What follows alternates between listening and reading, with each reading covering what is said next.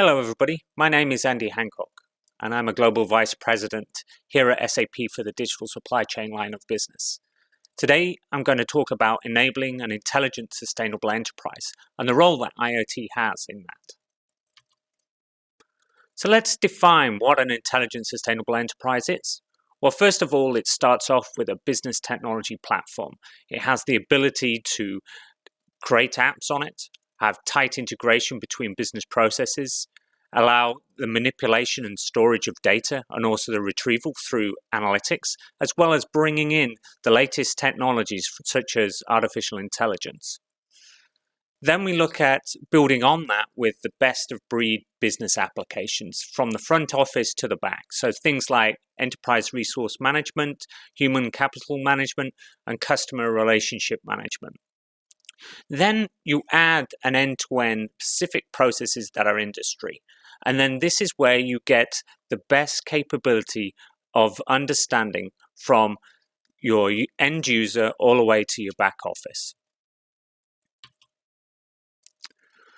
When we think about supply chain, particularly what's been happening over the last few years, organizations are looking to be resilient. And the way that they're looking at it is by digitizing their operations and building speed and flexibility within it. So if we define that in 4 distinct areas, 1, a supply chain and a business must be agile. This is in order to be able to sense and respond to the dynamic nature of the world that we live in today. We also want to increase productivity through delivering high quality products, whether or not that's mass produced or made to order, and faster time to market. We must think about connectivity. We must expand beyond the 4 walls of the shop floor into the ecosystem, bring processes together and collaborate with trading partners across the world. And then think about sustainability. We have to actively manage the environmental and community impact that we have in our supply chains. So what is the opportunity for IoT? This is one of my favorite statements from Warren Buffett back in 2009. Only when the tide goes out do you discover who has been swimming naked. And what this really means is that during the pandemic, a lot of organizations understood that they didn't have the visibility that they needed to function in the world today. When we think of trade tariffs, we think of the resource shortage through the pandemic. Businesses have had to uncomfortably do things differently. And this is where we have the opportunity for IoT.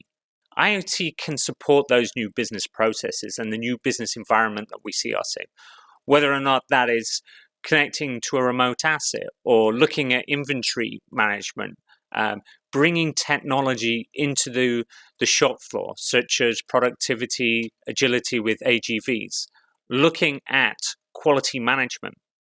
And also when the logistics of those products are around, understanding where they are and can I be more active in the way that products are moving from point A to point B.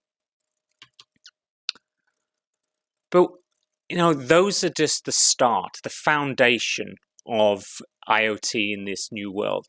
There are plenty of good use cases, but what we must do is really attach those use cases to common goals across the enterprise. Whether or not that's cost improvements or creating flexibility within the way that we go to market, or ensuring employee safety and security. And ultimately, we must think of what is the end goal? What is the outcome that I am going to have with implementing IoT? Whether or not that is, an increased automation, so I can bring those highly skilled workers into other areas of my business, or whether or not that is to increase the visibility across the entire supply chain and make it more resilient. And with a greater emphasis on sustainability, can I provide that visibility in the supply chain to the boardroom in order to understand where we can improve on our objectives? IoT has key enabling business services. So if we look at the cloud side, we have the ability to manipulate and aggregate data. We don't need to send all of the data from the shop floor up into the cloud. We can bring in geographic services from objects and assets that are out in the field with logistics. We can manage the streaming data as it comes through the environment. Look at events, alerts. We can also look at how we do the integration with various systems across the enterprise and how we make those decisions based on the information that we see. And then start to think about that digital twin and ultimately how a digital thread drives the business with information. When we look at edge capability, this enables us to expand into the benefits of cloud while still maintaining the security integrity of my business on the shop floor. It enables me to bring some of that intelligence from the cloud down into the shop floor to then make those decisions as fast as if it was an on-premise solution. It allows us to persist data locally and also enable us to centralize lifecycle management of the various AI models that are deployed at the edge. So then when we add those use cases and the advantages, we can come up with 4 very distinct value propositions that we have on this screen. So if we look at remote assistance and service, ultimately the outcome is that we can reduce maintenance costs. Well, not by making sure that unnecessary second visits are made on an asset, or possibly we can have remote experts looking over a less experienced operative out in the field, which then can enable us to fix it the first time. We can also make sure that, regardless wherever that asset is in the world and the support organization, is that there's complete visibility available to us. And then it makes us make sure that we can start to reduce our costs by elongating the maintenance window, because we start to understand the asset health of those particular assets. When we start to put it into procurement, we can add transparency that was not necessarily straightforward.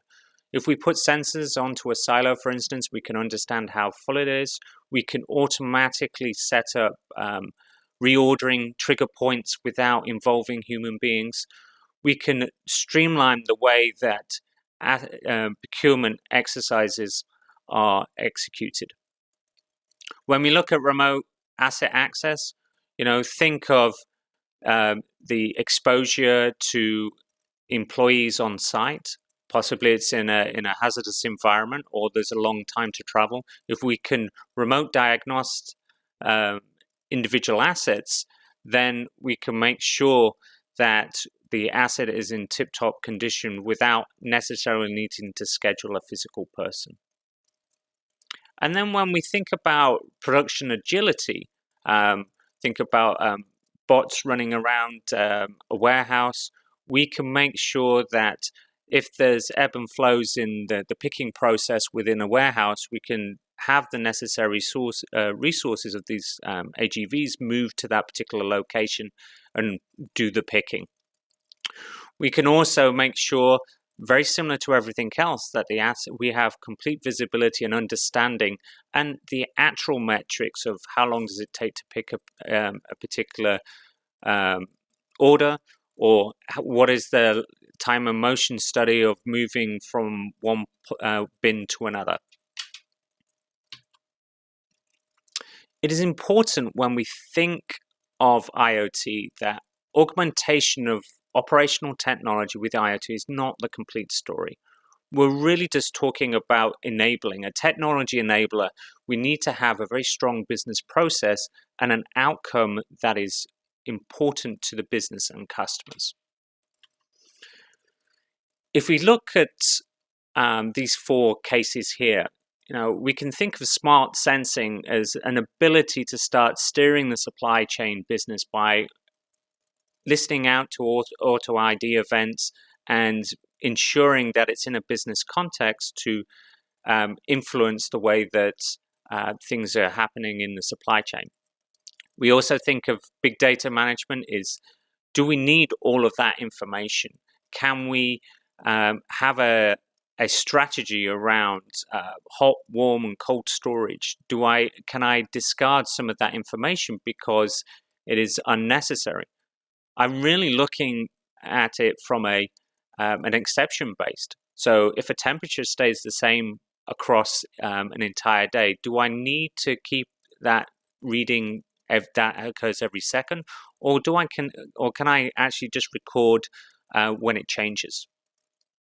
I can then look at, from an analytics and an intelligence perspective, because I've got more information, I can then make those informed decisions in real time, rather than waiting for somebody to do traditional operator rounds and type it into actually write it on a piece of paper, which then gets keyed into the office.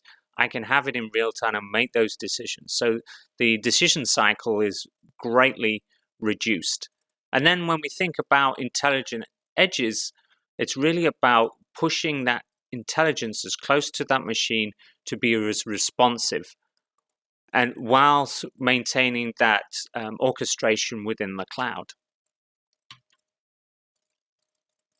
So then how does the intelligent sustainable enterprise layer up? So if you can see at the bottom, we've got the industrial Internet of Things. This is where the technology and collection of data enables things like SAP's Design to Operate or ERP functions, and it layers up, bringing in various themes such as an enablement of intelligent product, smart factory, intelligent assets, and empowering individuals.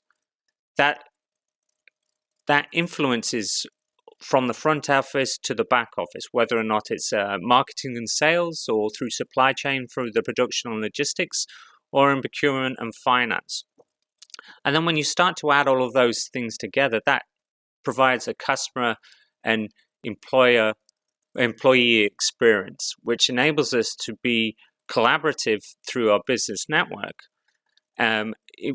providing the best capability of our enterprise in order to make it sustainable. So why Industry 4 now? Well, it's really thinking about Industry 4 and IoT together. It's really moving away from the factory-focused initiative to across the company, and enabling an enterprise to be competitive in a very hostile and disruptive environment as we have today. If we think about it from three perspectives: center on the customer, so we make sure that we have valid input coming in. So think of usage of products out in the field, or understanding the way that a piece of machinery is operated. It gives us an opportunity to reinvent production. By having the ability to have IoT sensor data available to us, we can understand does a particular component get used, or is it obsolete, or do we understand the way that various devices behave in different environments? IoT also enables us to connect across the entire company. We're not just talking about, the maintenance person looking at sensor data in order to make sure that an asset doesn't come down. There can be a impact across the enterprise all the way up to the boardroom, because what we're doing is providing information at the right time to the right person. And then those people can then make informed decisions at the right time. So I wanted to give you a few examples. So this is a private packaging company based out of the US. It has hundreds of devices that are remotely monitored by its customers in their distribution centers. What they wanted to understand was usage metrics. They wanted to see whether or not they could automate the ability of ordering consumable components. So they were making sure that the machines were never stopped, or there was an opportunity for a competitor to move into that space because the level of service wouldn't be as good as it should be. So once through the implementation, they then understood, and some of the results that they got out with that was improved customer satisfaction and a reduction of costs because they were not having unnecessary pieces of equipment in particular customer bases. They were having unnecessary visits from technical staff to do basic resets. And what they were looking for in achieving was a 20% reduction in technical service visits. And because they were understanding the usage and the health of the assets, they were then looking at increasing of 5% of the machine uptime. This is a traditional manufacturer, and the way that they were looking at was that they wanted to understand what was going on with their machines at their customer sites. And the way that they used the IoT data was in order to enable them to provide microservices during the machine operations. They could then also understand that they could unite some of the services all together in order to provide a one-stop shop for spare parts, condition monitoring, and knowledge management. This enabled to provide an additional customer engagement model for them, which then enabled them to have an increased customer satisfaction. If we look at this particular utility company, they were looking at interfacing and grabbing data from operational turbines and plant equipment. They were looking at how do I, with the vast amount of assets that I have that already have data streams coming from it, how can I sift through that and have a rational business strategy in order getting aggregate data from that and putting it up into the cloud. They used edge technologies, and they were very diverse in the way that they actually deployed that, because each environment that they were in was slightly different. It gave them an understanding of increased visibility of inventory, and it started to be able to track back to the original root cause analysis on some of the problem statements that they had in their operating processes. Ultimately, the business outcome was reduced downtimes of their productive machines. They increased their quality of service with their customers, and it provided an additional revenue stream because they could then move into an outcome-based predictive asset service. And one more I just wanted to talk about, and this is where we look at bringing in computer vision. This large manufacturer, what they were doing was implementing quality control using computer vision. They had IoT video sensors and video monitoring the production line, and they were checking on imagery coming off that to check the quality, whether or not an individual product was as described. What this did was enabled them to understand the impact and dependencies of production. And what happened when particular ingredient mixes changed, or when what were the prerequisites of when a product reduced in quality to be discarded. They could also react quicker to that, so there was less waste that occurred during the implementation of this solution. It enabled them to ultimately get to the bottom line, where they reduced raw material costs because of the improved product quality. So finally, when we talk about it, about IoT and the resilient supply chain and the intelligent, sustainable enterprise, it is really all about that end-to-end acceleration. It is think about replacing the vulnerabilities in those processes and supply chains. It is where can I manipulate data, where can I grab data in order to be able to be change the way that I'm doing my business, make the data work for me, and provide that speed of growth that all organizations want. So with that, I'd like to say thank you very much, and I will hopefully speak to you soon. Thank you.